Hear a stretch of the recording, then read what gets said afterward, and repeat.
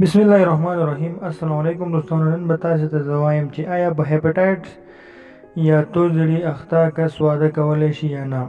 د واکسین په کولو سره دغه خطره کمیږي او بیا د واده لپاره کومه ستونزه نه وي، که هغه نارینه وي او که ښځینه کومه ستونزه نه پیښیږي.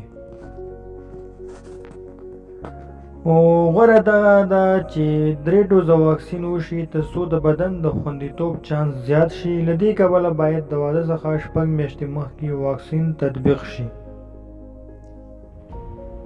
البته په دې موده کې باید د کانډوم په څیر مخنیوونکي رودو یا لارو څخه استفاده وي او یا د هیپاټایټس بی امینوګلوبولین هم ناروغ ته ورکړل شي.